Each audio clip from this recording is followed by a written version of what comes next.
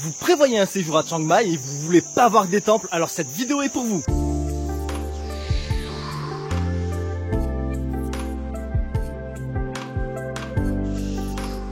Salut les amis, c'est Monsieur Puss et aujourd'hui je suis à Chiang Mai dans le nord de la Thaïlande. J'y suis juste pour un week-end mais ce sera suffisant pour vous montrer quelques petites pépites dans les alentours. On commence comme la plupart de mes journées par un café et là je vous ai déniché une pépite, vous allez voir franchement. Vous buvez votre café au bord de la rivière d'un endroit mais méga stylé, au calme. Je vous montre tout ça, vous allez péter un câble. Depuis le parking, pour arriver à ce café, vous devez marcher 100-150 mètres. Ensuite, traverser la rivière en passant par ce pont suspendu. Et enfin, vous voici arrivé dans le pré de ce café qui s'appelle Take a Walk et qui se trouve à 45 minutes du centre de Chiang Mai. Une fois arrivé, je commence d'entrée de jeu avec un cappuccino et un cheesecake au brownie. Et maintenant, je vous fais visiter. Comme vous avez deviné, c'est dans un grand pré. Il y a des cabanes méga stylées. Il y a des maisons de hobbits. Ça, c'est pour les moins de 1m20. Et il y a aussi une aire de jeu pour les enfants. Prochaine destination, Skyline Adventure pour un peu d'aventure. J'ai le café dans les veines, je fais tomber la chemise pour le petit t-shirt et la tenue de beau gosse. Sympa le casque, non? Et tout ça pour une petite dose d'adrénaline, je vous montre tout ça. Après 10 minutes de pick-up et 5 minutes de marche, on est presque arrivé à l'une des premières tyroliennes. Je crois que c'est dit comme ça, zipline tyrolienne. Enfin, je vais vous montrer, vous allez comprendre. Et en fait, j'ai fait le parcours où on a 11 plateformes, 5 tyroliennes et le jungle cart. Alors je vais vous montrer tout ça, vous allez comprendre. Il y a plusieurs formules et à la fin je vous dis les plusieurs formules. Et il y en a même où ils viennent vous chercher directement à Chiang Mai. Et ça c'est top parce que franchement c'est un endroit qui est quand même pas facile à trouver, c'est super mal indiqué. Mais je vous dis tout ça très bientôt. Franchement c'est trop stylé. En plus moi j'adore la sensation d'être au-dessus du vide. Après 4 ziplines, on arrive à la dernière, la 5e. C'est l'ancienne plus longue de Thaïlande. Oui, parce qu'il y en a un juste à côté qui s'est dit qu'il allait faire la plus longue. Donc la plus longue à côté c'est 1200 mètres, mais celle-là elle fait quand même 900 mètres de long. On va rigoler les amis. Cette tyrolienne elle est géniale, elle dure longtemps et vous prenez bien de la vitesse. Trop cool. Les amis, écoutez, quand il y en a qui font la tyrolienne, on entend le son maintenant jusqu'au câble, jusqu'au plus profond là. C'est un truc de ouf, c'est un truc de ouf. Deuxième activité les amis, les balançoires géants. Et c'est parti, maintenant dites-moi un peu en commentaire sur une échelle de 1 à 10 à quel point cette scène vous donne mal à la tête. Dernière activité du package, c'est les jungle carts. Je sais pas si on les voit bien là. En fait, c'est des petits kartings sans moteur, sans pédale, sans rien. C'est juste une descente et on se laisse aller et on va à fond. On va à fond. Et ça va être trop délire. Par contre, il m'a dit que je pouvais pas filmer, donc je vous montre les petits kartings et vous devez venir pour vivre l'expérience et voir qu'est-ce que c'est. Vous voyez, tout le monde est prêt. Voilà, ils sont dans les starting blocks. Moi, je vais partir à la fin, je vais laisser partir parce que je vais tracer. Et vu que je suis arrivé, je filmais, j'étais pas dans les premiers. Du coup, voilà. Voilà, c'est terminé. Ça a duré à peu près 2 heures. Maintenant, parlons prix. Alors moi, je suis directement venu ici. Du coup, j'ai pu prendre le pack à 1290 bahts. Je vous mets le prix en euros juste dessous. Dans ce pack-là, vous avez 5 ziplines, vous avez la balançoire et le jungle cart. Maintenant, si vous voulez, il y a un pack plus gros qui coûte 2450 bahts. Mais ce qui est bien, c'est que déjà, ils viennent vous chercher à votre hôtel et ils vous redéposent à votre hôtel. En plus de ça, vous avez un buffet à volonté au déjeuner avec de l'eau, avec des boissons et du café. Vous avez plus de ziplines, vous avez 21 ziplines. Vous avez des plateformes dans la jungle, vous avez des ponts suspendus. Donc franchement, ça coûte plus cher, mais c'est sympa et c'est aussi super pratique parce que on vient directement vous chercher et comme je vous ai dit, franchement, c'est pas si simple de trouver le coin. Je vous mets quand même en description les coordonnées Google Maps. Comme ça va vous aider à venir par vos propres moyens si c'est comme ça que vous voulez faire. Et puis sinon, franchement, si vous êtes dans les alentours de Chiang Mai, venez ici. Franchement, c'est super rigolo. Vous passez 2 heures, vous rigolez, vous éclatez. Non, c'est sympa, je recommande, franchement, je recommande. Je suis parti de Bangkok à 4h30 parce que mon vol était à 6h30. J'ai toujours pas mangé, les 3h de l'après-midi. J'ai une faim, mais de malade. Mais ça va bientôt se terminer parce que je suis maintenant à Khao Soi. Ici, ils font une spécialité du nord de la Thaïlande. C'est tellement bon, c'est une pépite. Je le sais déjà que je vais me régaler, je le sais. Bienvenue à Khao Soi où ils servent le Khao Soi. Et comme vous pouvez voir ici, il y a toujours du monde. Et c'est simple, c'est car c'est trop bon. Ils cuisinent tout minute. Franchement, vous pouvez pas être déçus. Aujourd'hui, je me suis pris un Khao Soi au poulet. Et à savoir que c'est un plat typique du nord de la Thaïlande. Avant de le savourer, il faudra y rajouter des condiments et c'est parti. Verdict, je le sais déjà, c'est une tuerie. C'est une dinguerie. c'est une dinguerie. Une fois que vous avez bien mangé dans le resto, juste devant, ils ont un petit stand où ils vendent des glaces. Et franchement, je vous jure, elles sont méga bonnes. Mais genre, méga bonne. Après manger, il est quand même venu le temps de jeter les valises à l'hôtel. Et pour cette première nuit, je reste à Stay with Niman Chiang Mai. Là, voici ma chambre. Elle fait 22 mètres carrés. Il y a un lit double. Vous avez un coin bureau télé, de quoi vous faire du café ou du thé. On y trouve aussi des peignoirs de beaux gosses, un coffre-fort pour vos Kinder Surprise. Et là, petit aperçu de la salle de bain. Et pour finir, sur le rooftop de l'hôtel, il y a une piscine avec jacuzzi. Et le tout avec vue sur les montagnes qu'on voyait pas trop à cause des brûlis. Je sais, au début de la vidéo, je vous ai dit que je vous montrais pas de temple, mais là, je suis obligé. Je suis pas loin du prochain arrêt, qui est le marché de nuit, et vous avez le temple d'argent, tout illuminé, parce que la nuit, il illumine de différentes couleurs, et vous allez voir.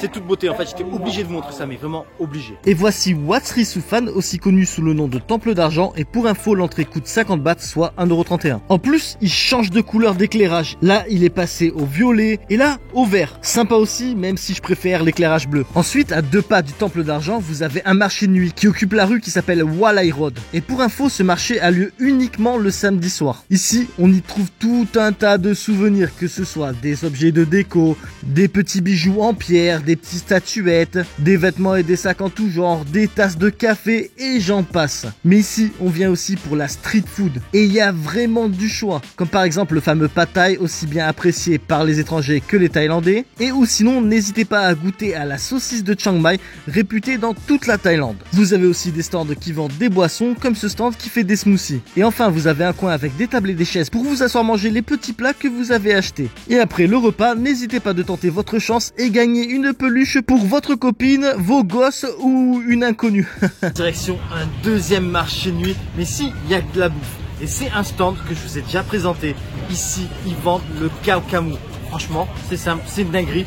C'est une spécialité thaï. Et c'est tout simplement trop bon. Ce stand, c'est celui-ci, très reconnaissable avec la patronne qui porte toujours un chapeau de cow-boy. Le khao kamu, c'est du porc cuisiné à cuisson lente, ce qui rend la viande très tendre. Le tout est servi avec du riz, le jus où la viande a cuit, un œuf et des pickles.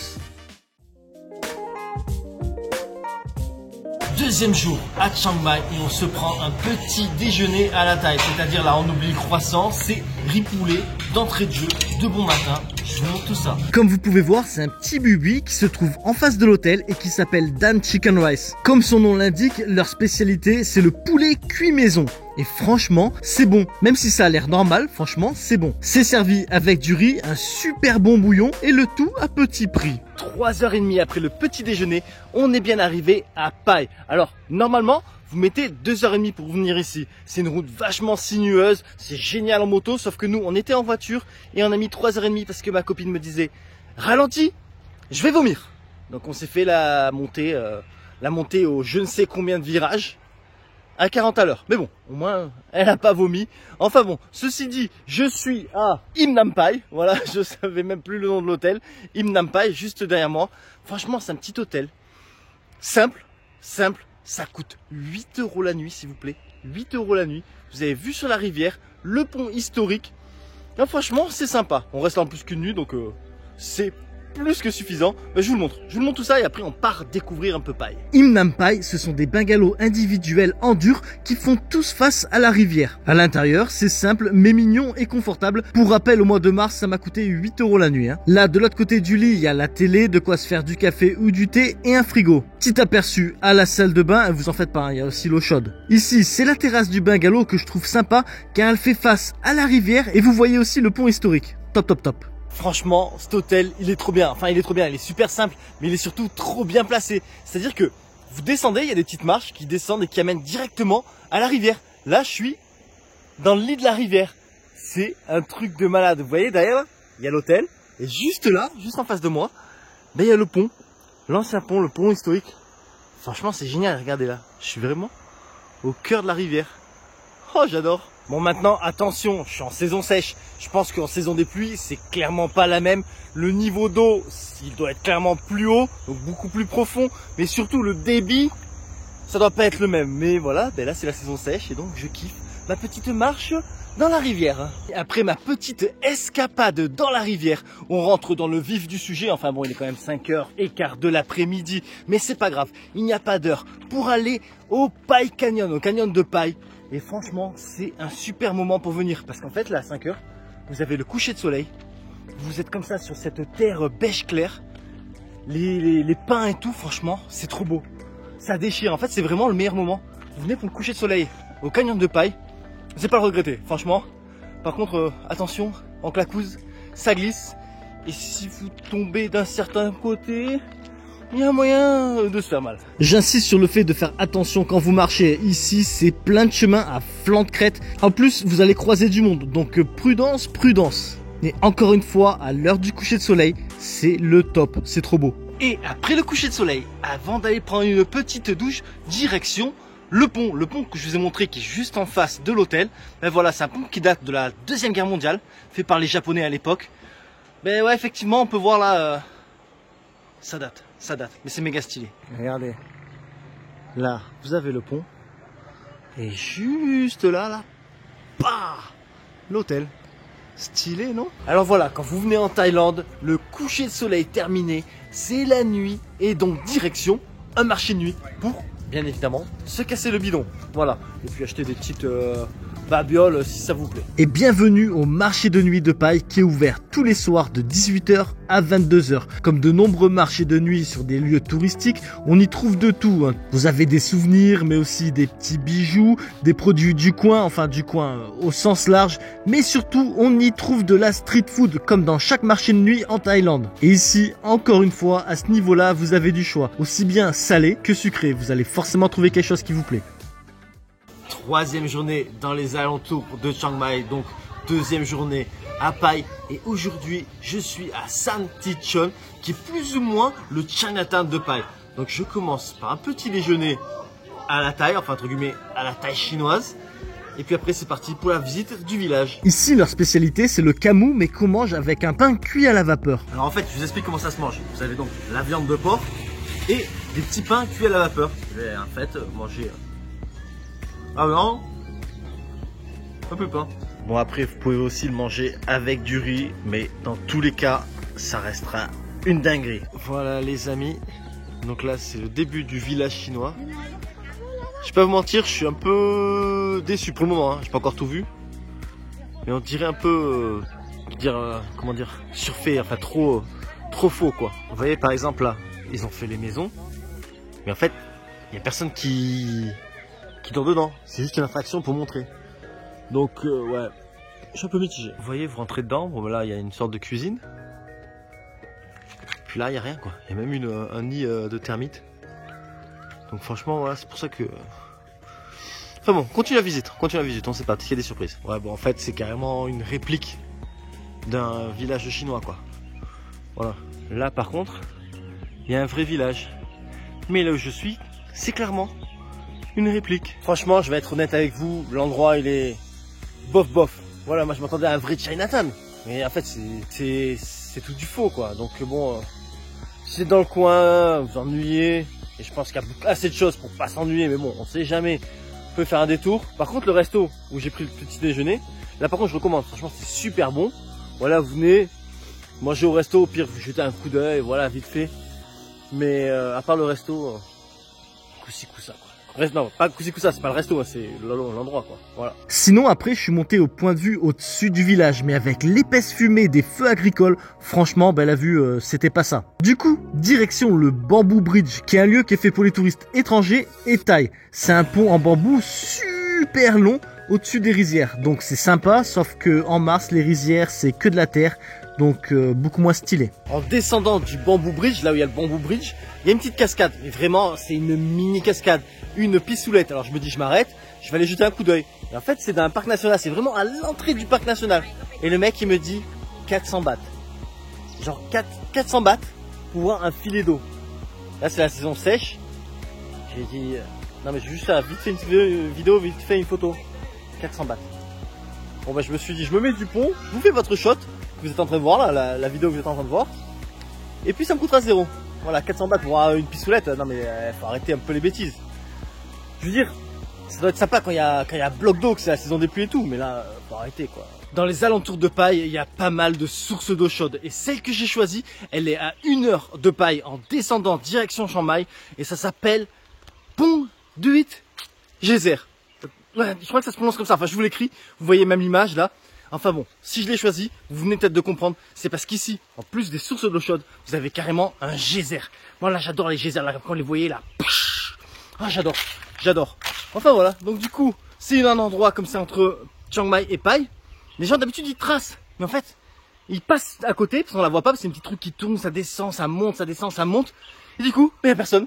On est seul. Donc vous pouvez faire soit des bains d'eau chaude, soit profiter du geyser, même cuire des œufs. Enfin franchement c'est top. Bon par contre j'ai oublié de vous dire, ça coûte 300 bahts l'entrée par personne étrangère et 60 bahts pour les Thaïs. Et les amis, voici les geysers. Bon je sais pas quand c'est que ça pète. En fait c'est un mini geyser, max 40 cm de haut, ça pète pas à 4-5 mètres mais ça reste sympa à voir. Et voilà les amis, je suis de retour à Bangkok. Mais avant de terminer cette vidéo, j'aimerais conclure sur 2 points. Le premier, ne restez pas qu'une nuit à Paille. Franchement, il y a tellement de choses magnifiques à faire que je vous recommande de rester au minimum 2 ou 3 nuits. Et si vous désirez connaître les choses à faire en plus de ce que je vous ai montré dans ma vidéo, vous pouvez trouver toutes les informations dans mon e-book Thaïlande. Et ce e-book Thaïlande, vous le trouverez sur mon site internet, lien en description. La deuxième chose, franchement, évitez le mois de mars pour visiter Chiang Mai, Chiang Rai et les alentours. La qualité de l'air est plus que médiocre. Il faut savoir que pendant mon séjour là-bas à Chiang Mai et Paille, Chiang Mai c'était la 4e ville la plus polluée au monde. Et pourquoi? Et c'est à cause des brûlis. Alors je sais pas si vous connaissez les brûlis, j'en parle dans une autre vidéo sur la météo en Thaïlande. Encore une fois, lien en description. Mais ce qui fait que les brûlis rendent l'air vraiment médiocre, de très mauvaise qualité. Vous avez vu? Il pleut pas en mars, franchement, et vous avez très peu de chances de pluie. Par contre, on n'a pas vu une seule fois le ciel bleu. Vous voyez toujours ce genre de... cette pollution. C'est pas la pollution à cause des voitures, hein. À Paille, il y a très peu de voitures. C'est la fumée des brûlis. Du coup, c'est pas forcément super sain. Et c'est donc pas forcément la meilleure période pour y aller. Surtout si vous êtes vraiment asthmatique, genre pur et dur. L'air est mauvais. L'air est mauvais au mois de mars dans le nord de la Thaïlande. Je vous recommande pas. Après les autres mois, ça va, c'est nickel. Mois d'avril, bon, il peut y avoir encore quelques brûlis. S'ils commencent tôt les brûlis, ça peut y être fin février. Mais sinon les autres mois, à part la saison des pluies, il pleut, mais encore c'est pas dramatique non plus. Tous les bons mois sont bien pour visiter le nord de la Thaïlande. Enfin, ceci dit, les aventures en Thaïlande continuent, les aventures en Asie continuent. Donc si vous désirez ne rien manquer, n'hésitez pas à vous abonner. Et je vous dis donc à la prochaine sur ma chaîne La Bisette. Mouah! Je vous remercie d'avoir regardé ma vidéo et j'espère qu'elle vous sera utile pour votre prochain voyage. À bientôt.